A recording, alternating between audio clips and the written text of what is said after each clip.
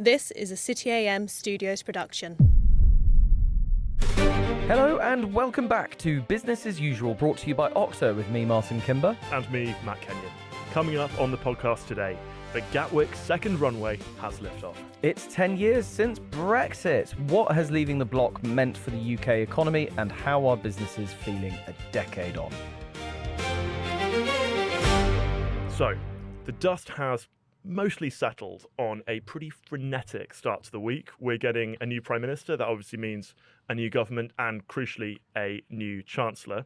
But we're also getting, separately, a second runway at Gatwick. Hey! I think that's pretty exciting. Growth.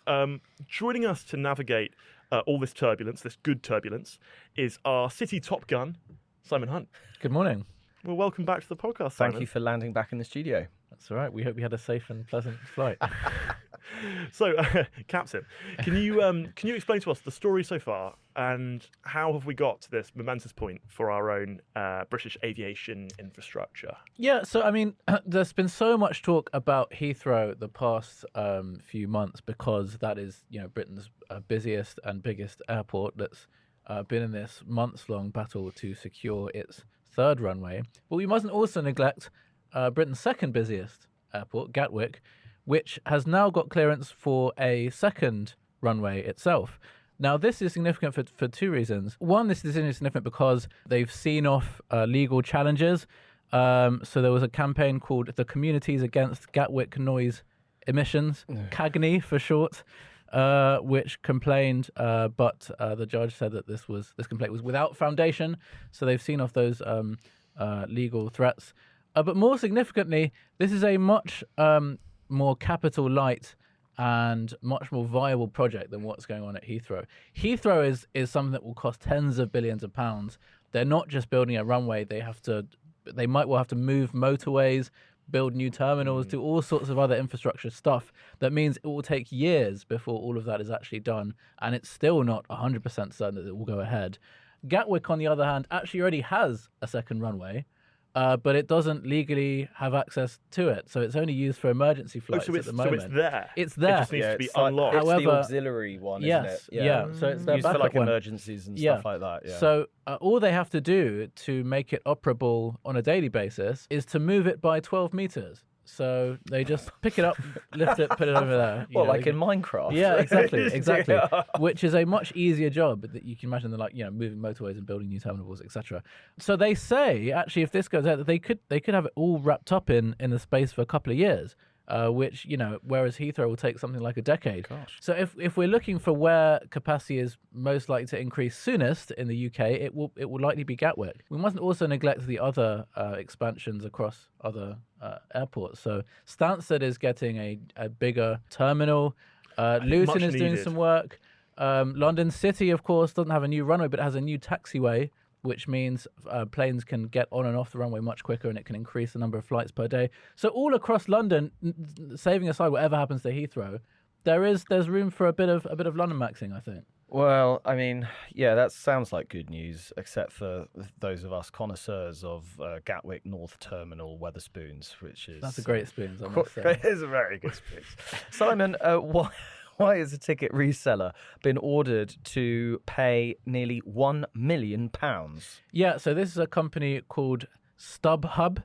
I can't say I've used it myself, but I read it as popular with... I've been to a few gigs. Music gigs, that kind of thing. They were accused by the Competition and Markets Authority following investigation of not showing people the total price up front when they buy tickets. In other words, you look on the website, it says, this is how much the ticket costs. You navigate through various different things, and then you get to the final credit card. Like booking fees. And then, all these service fees and etc. And suddenly people find it's way more than they initially thought it was.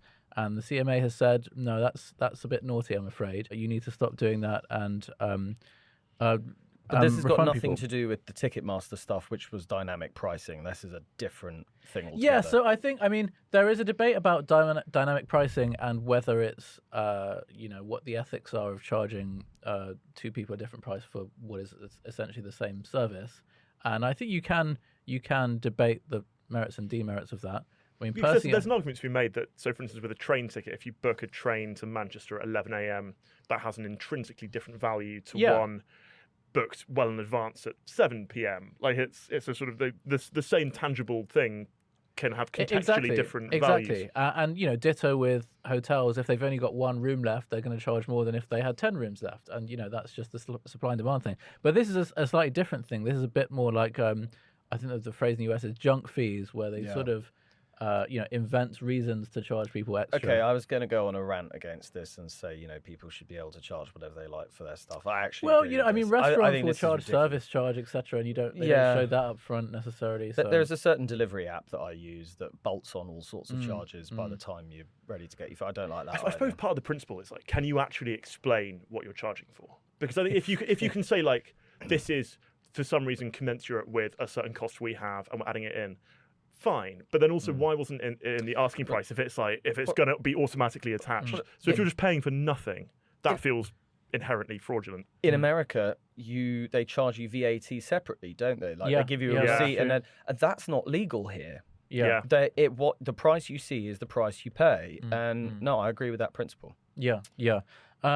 But I mean, it is interesting because I don't know if you ever bought a ticket with a train line. They normally slap a quid on at the end for their service fee. And I get a bit paranoid that I might cancel it and suddenly I'm spending £1.80 on insurance. So, everyone's kind of doing. I mean, if you book a flight with EasyJet, suddenly they offer you all sorts of other things midway through the process. So everyone's kind of at it to a lesser or greater extent. And then I suppose there's that question of at what point is a body like the CMA, which has been doing quite a lot of consumer protection rulings like this recently, I suppose what's the line where it goes into overstepping? I know there was one of our reporters earlier described a string of girl boss rulings from the watchdog, and it feels like actually this is one of them. I think I know which reporter that would have been. I'm not naming names. Well, I have a friend who says they're a massive fan of surge pricing and in pubs, which is quite controversial. That's deeply because controversial. He says it's good for the alcoholics because people only come at peak hours. They are effectively subsidising the people who are there all the time. So that is good. That's an interesting alcoholics. sideways perspective. Yeah, Simon, thank you very much. I'll be speaking to you again very soon, I'm sure. Right, now it's time for a big break. It's been 10 years since Big Britain woke up to the fact that we would be leaving the European Union. Our previously Remainer opinion editor, Alys Denby, will join us to explain why she's changed her mind on the issue since then. Don't go away. This episode is brought to you by Okta. AI agents are everywhere now, quietly making decisions across organisations. That's great until you stop and think, who's in charge? If you don't know who an agent is, what it's connected to, or what it's allowed to do, you can't really trust it to act in your interests. That's the bit Okta focuses on. They secure the identity of AI agents, so there's one clear layer of control across the whole system.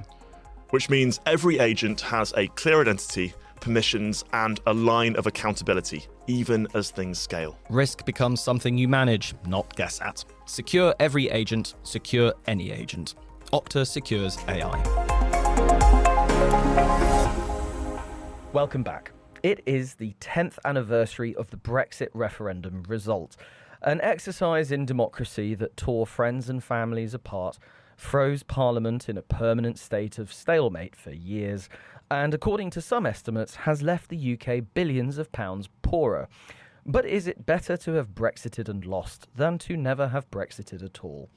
Joining us to answer that question is our opinion editor, Alys Denby. Hello. Alys, 10 years after we got that shocking result, what's changed? Look, I'm looking back to how I felt on that day. So I was one of these, I was working in Westminster at the time, I was one of these extremely out-of-touch bubble people who thought that the EU represented all that was kind of good and right and David Cameron-y and good chaps and cooperation and post-war peace settlement, but also that had enormous economic benefits. Right? It's a free trade partnership with our closest neighbours. And I was so shocked that day. I had clearly completely lost touch with how much anger and frustration there was out there with the rest of the country. I was clearly one of these people who was totally in a Westminster bubble, and I got it wrong. So now, 10 years on, I mean, it still doesn't feel like this question is settled. And I think the reason is because it didn't become a referendum about a sort of a boring policy question about a trading relationship. People poured so much of their identity into it in the way which I've just described, in a way that never happened with, say, the AV referendum. And that was a boring technical referendum. That was one on the voting system, which was like 2011, a few years before. Yeah, and people no just one voted, really thought about it a huge amount. People just voted for the status quo because they were so bored by it. And in a way, I think the Brexiteers underestimated the emotional attachment a lot of Remainers had to what Europe represented. Because you hear stories that Boris Johnson tells now. He had that one in the recent BBC documentary where he says that the result only dawned on him when he left his own house that morning and just had Remain campaigners screaming at him. He hadn't appreciated that for most people it wasn't more of an academic question about sovereignty. It was a real question about openness to the world. So it was one of those ones that maybe some people thought about as economic, some people thought about it as identity-based, some people thought about it as about the nature of Britain and its legal framework. Do you think... I want to pick you up on one thing. You said that you got it wrong. Did you get it wrong because you voted Remain? No. Because I think you just voted the way that not quite the majority did. And I think that does that not sort of, I don't know, maybe speak to some of the fact that people have imbued it with this kind of, this nobility sense of, well, people were out of touch. But actually, you just voted for the thing that actually 48% of people did vote for. No, sorry, when I say I think I got it wrong, I probably ultimately still think that had we voted for Remain, that would be better for the country. What I got wrong was the sentiment in the country.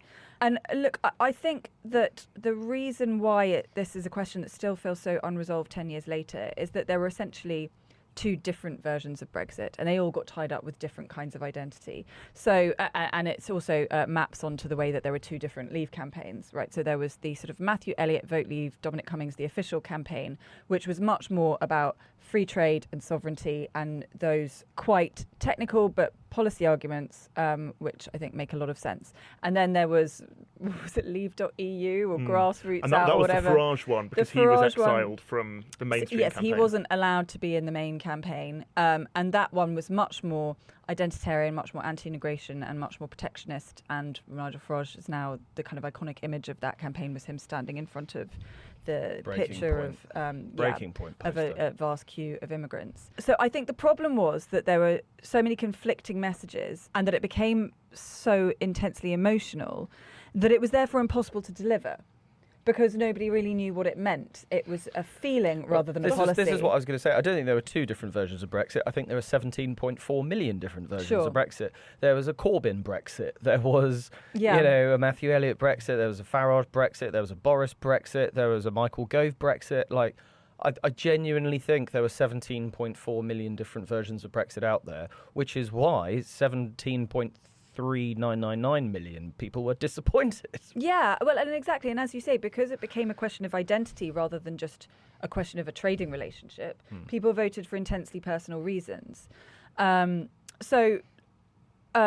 Look, there is no counterfactual. Had we voted to remain, I think our membership of the EU would still be a question, particularly on the right. I think within 10 years there would have been calls for another one. Mm-hmm. But I suppose where I've arrived at 10 years later, having been a sort of quite soppy Remainer, is that going back in now would be the worst thing we could possibly do. Retreading, if politics was divided then on these kind of identity fault lines, how much worse is it now? I think there's something to be said as well for... I was not old enough to vote in the referendum, so I'm not going to say. I'm not going to say how. I'm not going to take a stance. That's so depressing. But I think I have been struck by how few of the promises have been met so far in terms of our ability to forge free trade deals.